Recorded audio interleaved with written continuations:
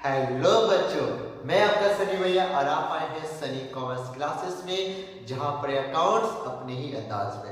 तो देखिए, आज मैं आपका एनपीओ यानी नॉन प्रॉफिट सीकिंग ऑर्गेनाइजेशन जो हमारा चल रहा था, उसके अंदर हमने क्या देख लिया, रिसिप्ट एंड पेमेंट बनाना सीख लिया। थ्योरी तो पढ़ी, साथ में हमने रिसिप्ट पेमेंट सीखा, हमने इनकम एक्सपेंडिचर बनाना सीखा।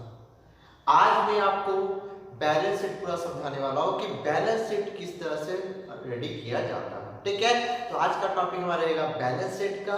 इसके बाद एक और टॉपिक रहेगा फंड का। ठीक है, फंड स्टेटमेंट का दिखाऊंगा।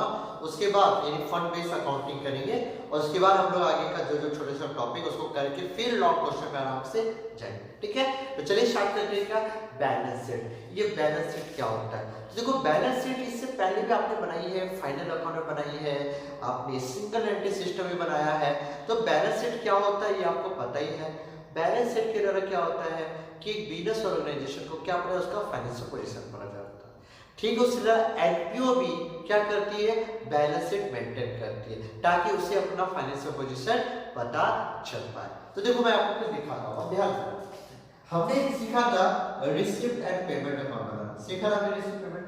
उसमें क्या था हमारा कैश का बैलेंस, बैंक का बैलेंस, जो भी ओपनिंग क्लोजिंग बैलेंस होगा वो रिकॉर्ड कर देंगे।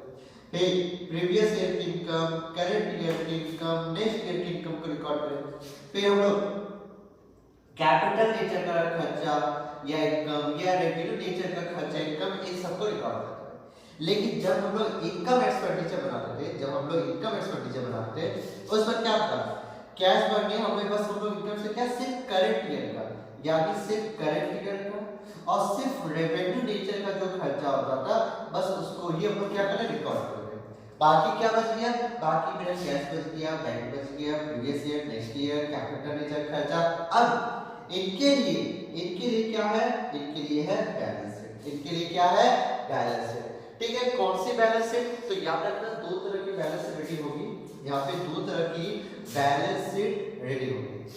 एक बैलेंस शीट कहलाएगी ओपनिंग बैलेंस शीट। ठीक है, एक ओपनिंग बैलेंस शीट होगी और दूसरी होगी हमारी क्लोजिंग बैलेंस शीट।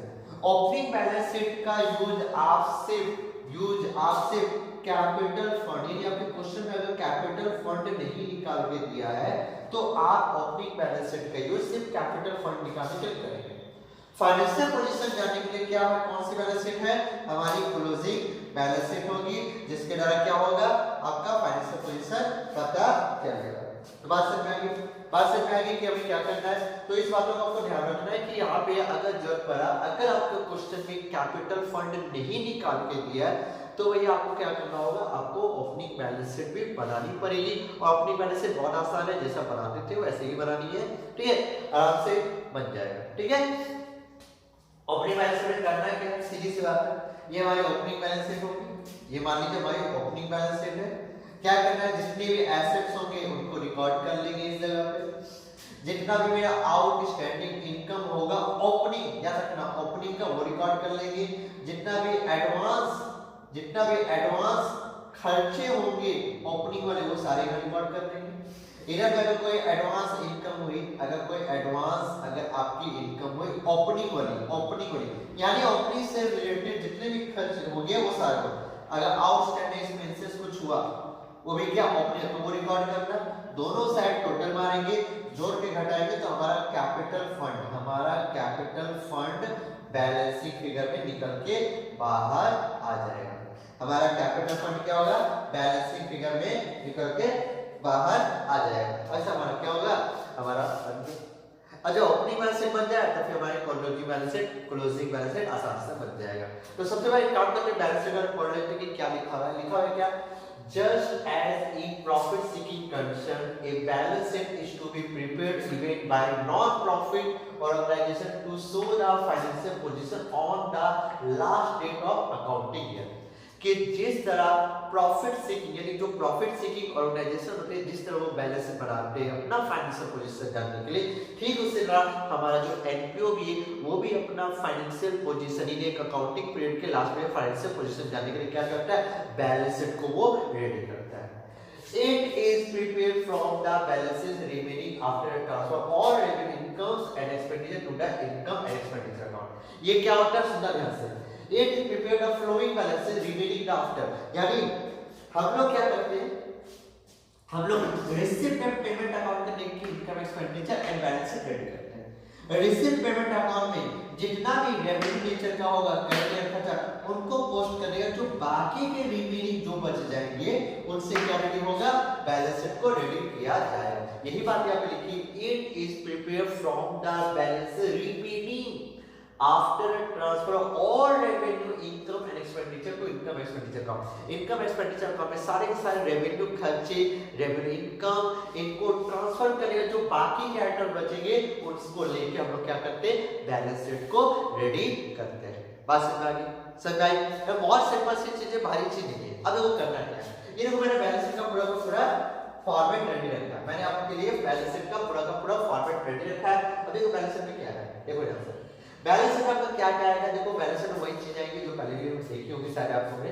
देखो बैलेंस शीट में सबसे पहले ये एसेट साइड है। एसेट साइड में जैसे बुक्स हो सकती है जो एक किसी भी एनजीओ के लिए इंपॉर्टेंट होती है, तो बुक्स क्या होती है हमारी एसेट मानी जाएगी। क्लब के लिए, कोई लाइब्रेरी के लिए, तो बुक्स जो एसेट है फिक्स एसेट उसको रिकॉर्ड करेंगे। स्पोर्ट्स इक्विपमेंट ये भी आ जाएगा, फर्नीचर हमारा ये भी आ जाएगा।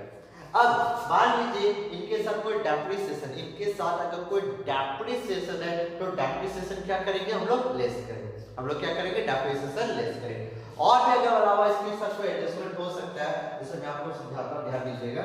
मान लीजिए क्या कि ये मेरा ओपनिंग फर्नीचर था, मैं एक बात समझाने वाला, किसी के साथ हो सकता ओपनिंग फर्नीचर। फिर आपने कुछ नया फर्नीचर खरीदा तो क्या करेंगे, ऐड करेंगे। परचेज जो भी आपने परचेज किया उसको ऐड कीजिएगा। अगर आपने कुछ बेच दिया तो उसको लेस करेंगे, यानी कोई फर्नीचर बेच दिया, सेल ऑफ फर्नीचर, ठीक है, कोई फर्नीचर बेचा तो उसको लेस करें। उसके बाद जो बचेगा उस पर आपको क्या करना है, उस पर आपको डेप्रिसिएशन क्या करना है, चार्ज करना, और उसके बाद वो आइटम आपको बाहर निकाल देना है। इस बात को ध्यान रखना है, ठीक है। तो किसी के साथ भी कुछ भी हो सकता है, बुक्स, स्पोर्ट्स इक्विपमेंट, फर्नीचर, जो एसेट्स होते हैं फिक्स एसेट, उनमें से किसी के साथ भी हो सकता है। अगला क्या, इन्वेस्टमेंट भी हो सकता है। अब इन्वेस्टमेंट के साथ कोई एक्रूड इनकम यानी कोई इंटरेस्ट हुआ तो उसका एडजस्टमेंट कर देंगे, ठीक है। और अगर चाहे इसके साथ एफडी भी आप लगा सकते हो, फिक्स्ड डिपॉजिट, ठीक है। तो मैं यहाँ पे लिख देता हूँ फिक्स डिपॉजिट, ठीक है। अगर कोई हुआ तो फिक्स्ड डिपॉजिट भी आप यहाँ पे लगा सकते हो, ठीक है। सीधी साधा। अगला क्या है, स्टॉक ऑफ कंज्यूमर गुड्स। कोई भी स्टॉक यानी आपका जैसे आपको रात टाइम मिलेगा कॉस्ट ऑफ कंज्यूमर गुड्स को लेकर, ठीक है। तो स्टेशनरी का, मेडिसिन का कोई भी क्लोजिंग स्टॉक होगा जिसको आपने थोड़ा कंज्यूम का बाकी का बचा हुआ है, तो वो जो भी क्लोजिंग होगा, closing stock of consumer goods, वो लिखा जाएगा। प्रीपेड एक्सपेंस, कोई प्रीपेड एक्सपेंस तो वो रिकॉर्ड होगा। इधर आउटस्टैंडिंग इनकम ये रिकॉर्ड होगी। आउटस्टैंडिंग इनकम में आपको मिलेगा सब्सक्रिप्शन, ठीक है, सब्सक्रिप्शन जुड़ा बहुत कुछ मिलेगा। अब इधर देखो, इधर में क्या आएगा, सबसे पहले आएगा कैपिटल फंड। कैपिटल फंड अगर आप इस क्वेश्चन में देखिए तो बहुत अच्छी बात, नहीं दिया तो इसके लिए आपको ओपनिंग बैलेंस शीट रेडी करना होगा, और ओपनिंग बैलेंस शीट से आपको कैपिटल फंड निकाल के यहाँ पुट करना पड़ेगा। अब उसके बाद क्या होगा, आपने जो इनकम एक्सपेंडिचर बनाया, आपने जो भी इनकम एक्सपेंडिचर अकाउंट बनाया, इनकम एक्सपेंडिचर अकाउंट जो भी आपने बनाया, ठीक है, उससे जो भी सरप्लस या डेफिशिएंट आएगा, अगर सरप्लस आया तो कैपिटल फंड में उसको जोड़ देंगे, और अगर डेफिशिएंट आया है तो उसको क्या करेंगे, कैपिटल फंड से माइनस कर देंगे और यहाँ दे देंगे। किसी भी तरह का एंडोमेंट फंड होगा, ठीक है, तो वो यहाँ पे लिखाएगा डोनेशन याद रखना। डोनेशन में के दो नेचर होते हैं, एक होता है स्पेशल और एक होता है जनरल। जनरल हुआ तो इनकम एक्सपेंडिचर में चला जाएगा, याद रखिएगा। और अगर ध्यान से सुनिए, और अगर वो कैपिटलाइज नेचर का हुआ, ये कोई स्पेशल डोनेशन आपको मिला है, donation for building, donation for swimming pool, किसी स्पेशल पर्पस के लिए दिया, वो कैपिटल नेचर माना जाएगा और लायबिलिटी हो जाएगा। लीगेसी ये भी कैपिटल नेचर की जाएगी। ग्रांट्स ये सभी कैपिटल नेचर का, ये सब कुछ हमारा बैलेंस शीट का लायबिलिटी हो जाएगा। लाइफ मेंबरशिप फी यानी किसी ने अपनी पूरी लाइफ होल टाइम के लिए क्या मेंबरशिप फी दे दी, तो वो हमारी कैपिटल नेचर का, वो यहाँ पे जाएगा। आउटस्टैंडिंग एक्सपेंसेस, किसी तरह का अगर आउटस्टैंडिंग एक्सपेंसेस है तो वो लायबिलिटी।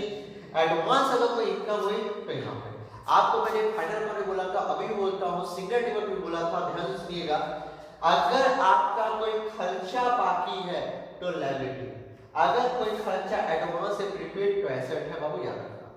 अगला अगर कोई आउटस्टैंडिंग इनकम है तो बाबू एसेट, और अगर एडवांस इनकम होगी तो वो आपकी लायबिलिटी होगी। ये पोर्शन हमेशा याद रखिएगा, अक्सर स्टूडेंट इसी में गलती करते हैं। तो बात समझ में आई? तो ये था पूरा का पूरा बैलेंस शीट से जुड़ा कॉन्सेप्ट। छोटा सा था वीडियो, ज्यादा बड़ा वीडियो नहीं था ये वाला, ठीक है। आप इसको बढ़िया से थ्योरी रेडी कीजिएगा। ये बैलेंस शीट है पूरा, इसको बढ़िया से लिखिएगा। क्यों? क्योंकि इसके बाद जो वीडियो होगी मैं सोच रहा हूँ कि पहले कुछ बेसिक टर्म्स करा दूंगा कि कौन सा आइटम कहाँ पुट होगा, उसके बाद हम लोग धीरे धीरे आगे बढ़ेंगे, ठीक है। तो ये था, इसको बढ़िया से रेडी करके कीजिएगा। अच्छा, अब मैं देख लूँ कुछ और इसमें नहीं होना चाहिए।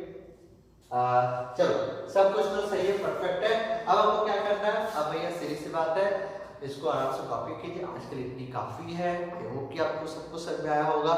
इसके बाद नेक्स्ट वीडियो बनेगी, उसको ध्यान से देखिएगा, बहुत इंपॉर्टेंट होने वाली है, ठीक है। इसे मिस मत कीजिए। तो आज के लिए tata, bye bye, see you, good night, सबक है, शुभ रात्रि, थैंक यू। और जिसे कॉपी करना है वो इसे आराम से कॉपी करें। चलिए बाय।